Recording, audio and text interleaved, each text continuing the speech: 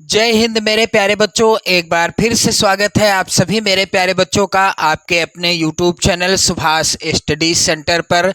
मेरे प्यारे बच्चों, आज के इस वीडियो में मैं लेकर के आ चुका हूं आप सभी के लिए आपकी अर्धवार्षिक परीक्षा के लिए सामाजिक विज्ञान विषय का बिल्कुल वायरल मॉडल पेपर। मेरे प्यारे बच्चों, आज के इस वायरल मॉडल पेपर से आपकी अर्धवार्षिक परीक्षा 2024-2025 में 100% प्रश्न पूछे जाएंगे और साथ ही मेरे प्यारे बच्चों, यहां से प्रश्न आपकी बोर्ड परीक्षा 2025 में पूछे जाएंगे जरूर। तो मेरे प्यारे बच्चों, आप इस मॉडल पेपर को अपनी अर्धवार्षिक परीक्षा के लिए तैयार कर लीजिएगा। साथ ही साथ मेरे प्यारे बच्चों, आप इस मॉडल पेपर को अपनी बोर्ड परीक्षा 2025 के लिए भी तैयार कर लीजिएगा। तो चलिए मेरे प्यारे बच्चों, समय आपको मिलेगा 3 घंटे 15 मिनट का। पेपर का पूर्णांक रहेगा 70 अंकों का।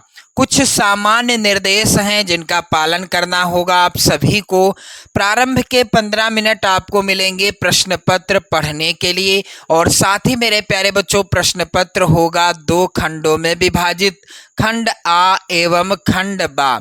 मेरे प्यारे बच्चों, यहाँ पर खंड आ के इन 20 बहुविकल्पी प्रश्नों का आंसर आपको OMR शीट में भरना होगा और मेरे प्यारे बच्चों, OMR शीट में आप जो है आंसर भरेंगे। साथ ही साथ मेरे प्यारे बच्चों, इन सभी प्रश्नों का आंसर आप लोग जरूर तैयार कर लेना जो मैं आपको इस वीडियो में बताने वाला हूँ। मेरे प्यारे बच्चों, खंड आ के अंतर्गत कुल 20 बहुविकल्पी प्रश्न आएंगे। प्रत्येक प्रश्न 1 नंबर का होगा और इस तरह से कुल 20 नंबर का जो है खंड आ होगा, यानी पूर्णांक कितना रहेगा 20 अंकों का। मेरे प्यारे बच्चों, इन 20 बहुविकल्पी प्रश्नों का आंसर OMR शीट में भरना होगा।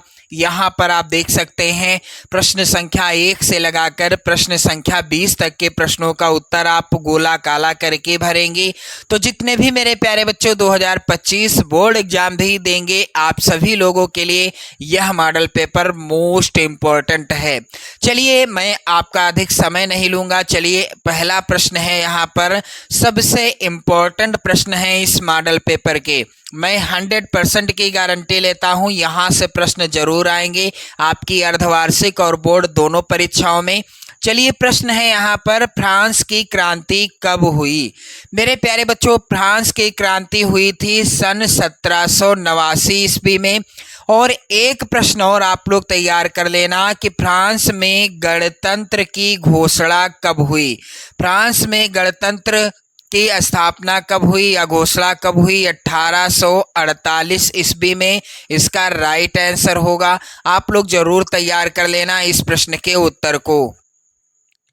चलिए मेरे प्यारे बच्चों, अगला प्रश्न यहाँ पर है, भारतीय राष्ट्रीय कांग्रेस की स्थापना दिए गए विकल्पों में से किस वर्ष हुई थी? तो भारतीय राष्ट्रीय कांग्रेस की स्थापना हुई थी मेरे प्यारे बच्चों सन 1885 ईस्वी में। यहाँ पर घ वाला ऑप्शन सही हो जाएगा।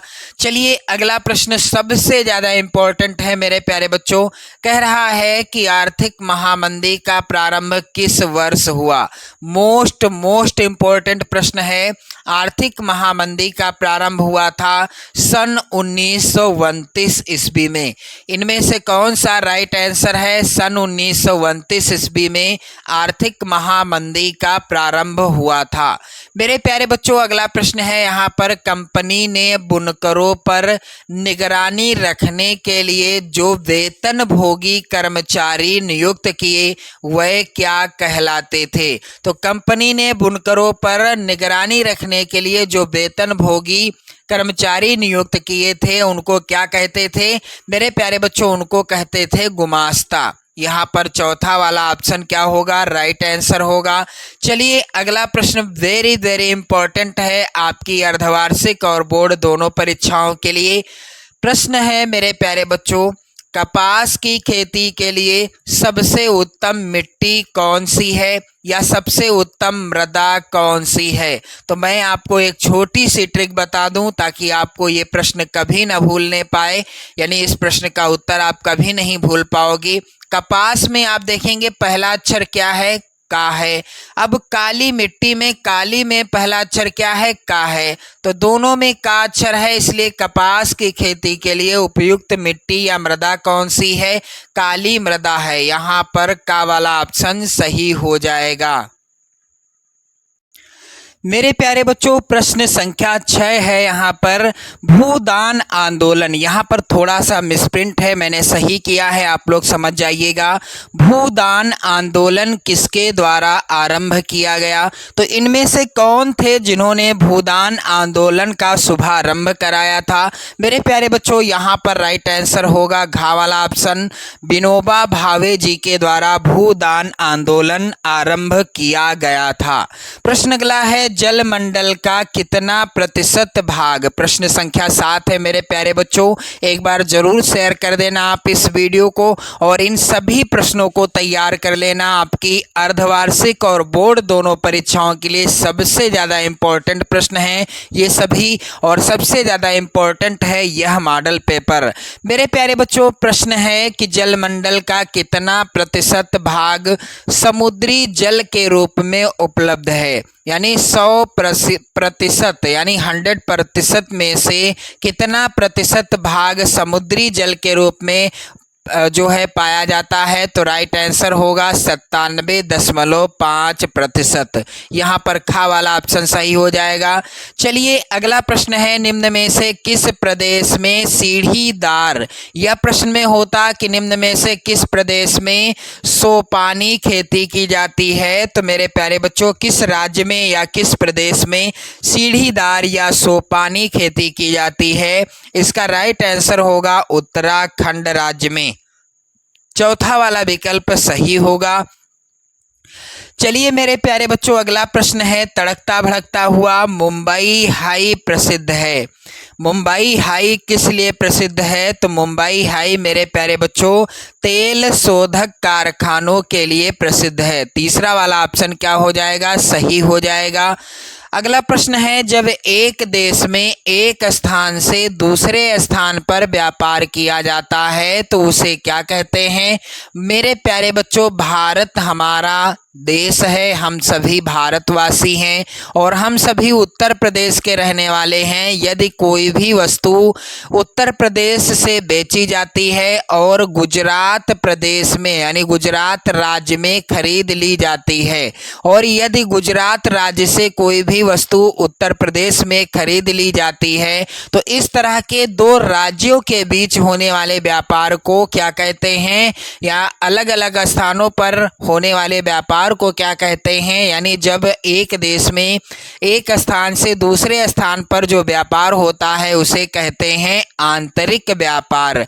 जब दो देशों के मध्य मेरे प्यारे बच्चों जैसे कि भारत है और चीन, भारत और चीन के मध्य व्यापार हुआ, आयात निर्यात हुआ, वस्तुओं का लेन देन हुआ, तो इस तरह दो देशों के मध्य होने वाले व्यापार को क्या कहेंगे?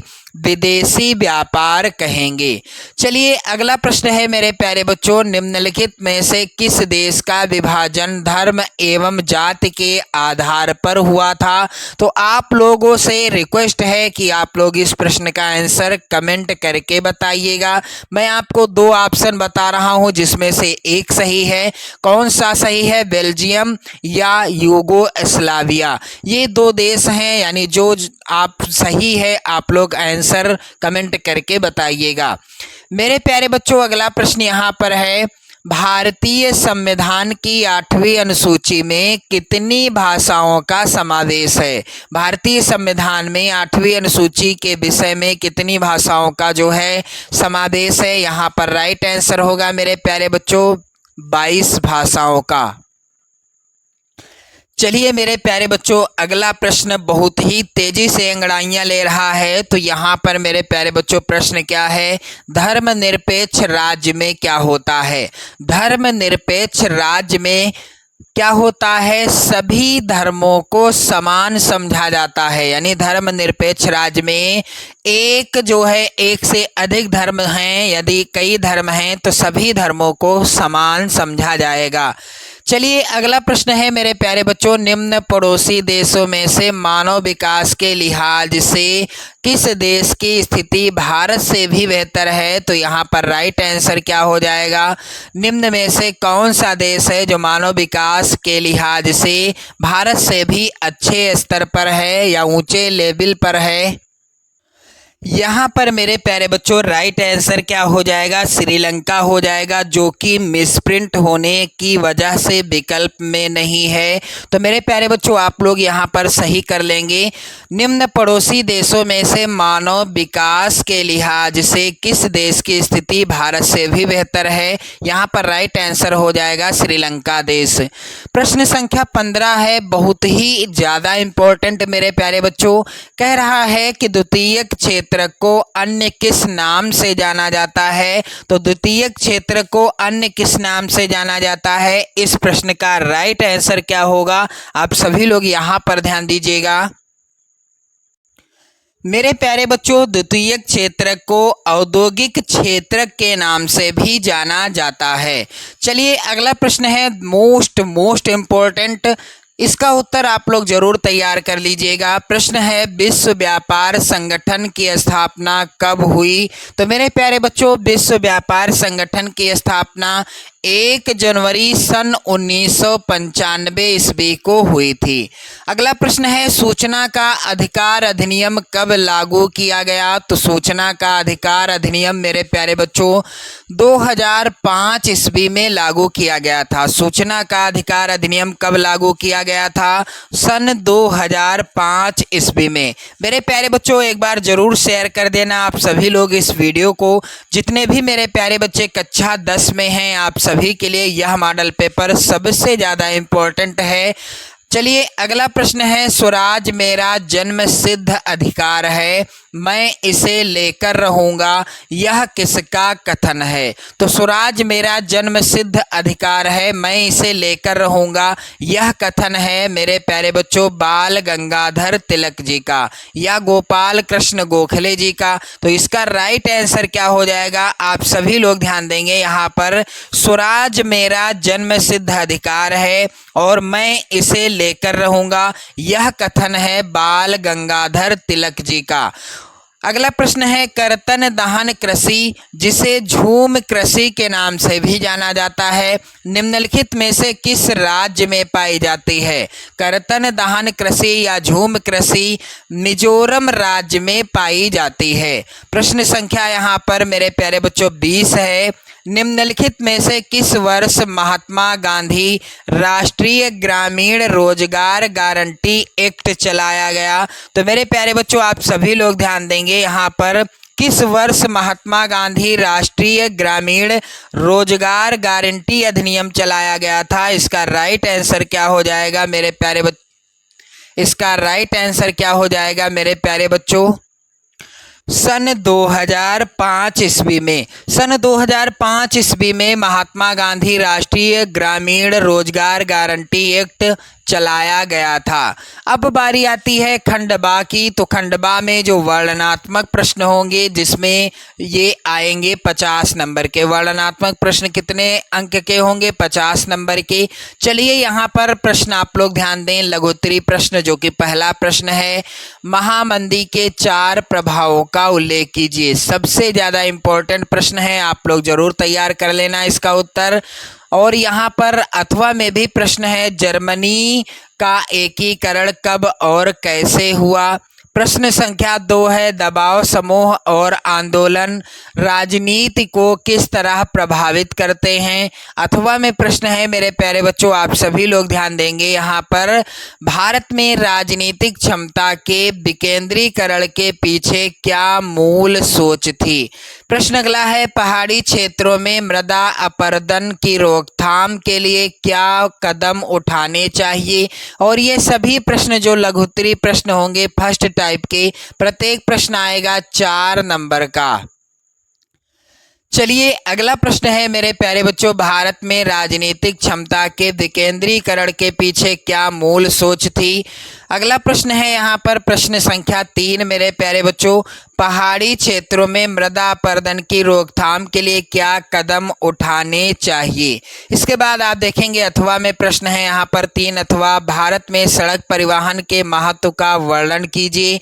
और प्रश्न अगला है, बाजार में उपभोक्ता का शोषण किस प्रकार होता है, समझाइए।